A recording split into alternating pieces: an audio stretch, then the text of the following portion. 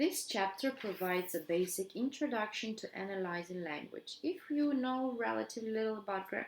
Oh, hello, dear learners, and a very good morning. Today is the day 4 and the task 2. And it's a very special moment. I'm very thankful to you for your thorough and profound introductions about your personal life, personal stories, and I do encourage you to get even more motivated for the next tasks. And the next task will be very interesting, I guess. Maybe it's a little bit more serious than the previous one, and it will take you a bit more time to concentrate your attention on, though we will try to make it as fun as possible.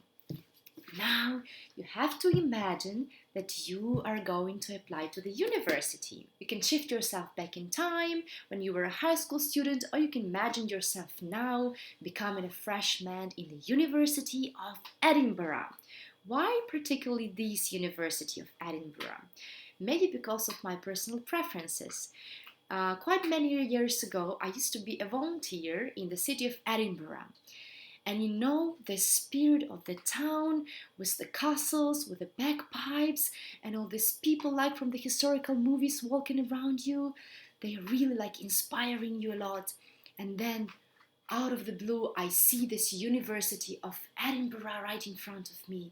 And I imagine myself a student there studying psychology or a philosophy or linguistics and so on and so forth. Now you have a chance to imagine yourself a student, to choose the faculty that you would like to apply for in this university. Please go back down in my post and try to find the link where you can choose the faculty. And we are planning to write a personal statement. What is personal statement? Personal statement is something like a personal essay related to the topic that you're going to study, where you have to write about your knowledge, your experience, your background, and why exactly you want to study this and what you can contribute. It should be a small, bite-sized representation of who you are as a professional and what kind of experience and ambition you have to offer. Usually it takes a lot of time to prepare a personal statement. You have to learn more information about the university itself, to know more about your personal attitudes, values, and how better to describe them. But as we are limited in time and we have only 3 days to cover the topic, we will make it more concise, and up to 500 words could be enough. The main 3 questions that you have to consider while making the outline of your personal statement should be the following. First, your personality. What are your interests, your values, your motivations? Second, your talents. What can you personally bring to the program? Third, your goals. What do you hope the program will bring to you? In order for you to understand how to write the personal statement in a better way and more sophisticated way, I would like you to watch this compelling video. I'll introduce 2 strategies for each section that'll give you an idea on how to get started. But it's nothing set in stone, so feel free to let your creativity roam. The first strategy is to open with a concrete scene that illustrates something about your character and interests. But try to go beyond straightforward description. Start with an intriguing sentence that pulls the reader in and give concrete details to create a convincing atmosphere. Here are some things you can think about. A personal experience that changed your perspective, a story from your family's history, an unusual or unexpected encounter. The second strategy is to open with your motivations. Start by explaining your interest in the subject you want to study or the career path you want to follow. This will emphasize your enthusiasm and commitment. For example, is it a long-standing passion or a recent discovery? Does it come naturally or have you had to work hard at it? Next, we're moving on to the main body. In this section, you'll delve into more detail about your experiences and motivations. Here are 2 strategies you can use to structure the body of your personal statement. One of the simplest strategies is to give a chronological overview of key experiences that have led you to apply for graduate school. But don't try to include everything you've done. Pick out highlights that are relevant to your application. Try thinking about what helped you develop your knowledge and skills. Where do you want to go next? How does this program fit into your future plans? If your path to graduate school hasn't been easy or straightforward, you can turn this into a strength and structure your personal statement as a story of overcoming obstacles. Maybe your cultural or economic background was underrepresented. Perhaps your grades weren't perfect, but you've had other experiences that demonstrate your talents. Don't focus too heavily on negatives, but use them to highlight your resilience, resourcefulness, and perseverance. We described 2 more strategies in our knowledge base article. They're here. Now your conclusion should bring the focus back to the program and what you hope to get out of it.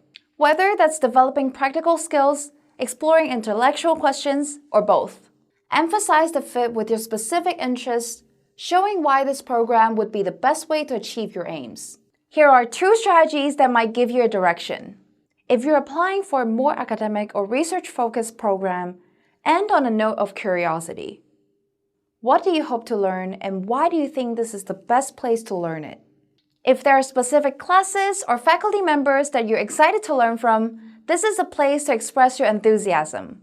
If you're applying for a program that focuses more on professional training, your conclusion can look to the career aspirations. What role do you want to play in society, and why is this program the best choice to help you get there? One thing that can't be stressed enough: leave yourself plenty of time to revise and polish the text. Don't be afraid to rewrite, experiment, and move information around to see what works best. You have a lot of freedom in the structure of a personal statement. And now I would like to read you the personal statement that my student Anne was writing when she was applying to the University of Oxford, and I was assisting in composing it. So let's start. The faculty that she wanted to apply is philosophy and psychology. Who do you want to become? A great thinker? I often get addressed scornfully. When people first notice me contemplating the nature of thinking, of values, and the universe, they consider me crazy. A common Ukrainian stereotype states that humanities are incapable to provide a normal job. I have always been told that one way to reach success is to become a programmer. The time devoted mostly to maths in school has been enjoyable indeed. However, it has never involved an ingredient for my personal happiness: human beings. Fortunately, my institution has never been able to emphasize the value of humanitarian subjects alongside the technical ones. On one occasion, our school psychologist conducted a test to disclose students' personalities by asking us to draw shapes in a row. Hence, the results were read out loud from a textbook. I reminisced myself in a state of disappointment and unfulfillment, wondering if it was the core of the science that delves in the human behavior. It was a turning point towards learning it all by myself. Firstly, I got indulged in perusing self-improvement literature, which was essential and useful. Nonetheless, the interest in its accuracy on a fundamental level had never left me. Where did this context derive from? Therefore, I embarked upon research in different fields of philosophy and came across Stoicism. It enlightened me that all modern books are a rewrite of philosophical treatises. How to be a Stoic by Massimo Piglucci, despite its excellent correspondence to my ideology, evoked plenty of controversial thoughts, especially regarding the topic of suicide. It is assumed that the first Stoic to take his own life was, ironically, the founder of Stoicism, Zeno of Citium. Getting old, weak, and sick, he decided that he could no longer benefit the society and starved himself to death. The credibility of this theory is disputed, although, for a further discourse, I shall consider it as plausible. I presume that Zeno's conception of his life was laid down in his inability to re-establish certain neural connections that would lead to the production of hormones of happiness.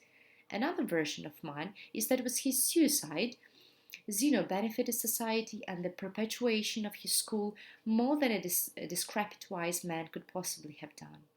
I am eager to explore this issue deeper in future. The matter of a global depression rate of 3.4% appalled me. I sincerely believe it is caused by the deficiency of happiness hormones such as dopamine, endorphin, serotonin, oxytocin, and others that directly affect our well being and, consequently, our health. One of the supreme questions that philosophy raises is how to live happily. Psychology, in contrast, can help us find practical methods of making people content by seeking neural processes in our brain. Their impactful combination captivates me the most. Adherents of Stoicism have never learned sciences for sciences. They say if philosophy does not benefit a human's life, then it has never been beneficial at all. Owing to this, I created a startup, an online school of mathematics for teenagers, oxfordmath.org, with a desire to prove that everyone is capable of acquiring problem solving skills and logical thinking, regardless of educational background. In the 19th century, Sigmund Freud put forward the theory of the subconscious. I am willing to devote my life to elaborating the theories to the extent that they take into account the conscious, the subconscious, and most importantly, both. My aim is feasible exceptionally with profound knowledge of jointly psychology and philosophy.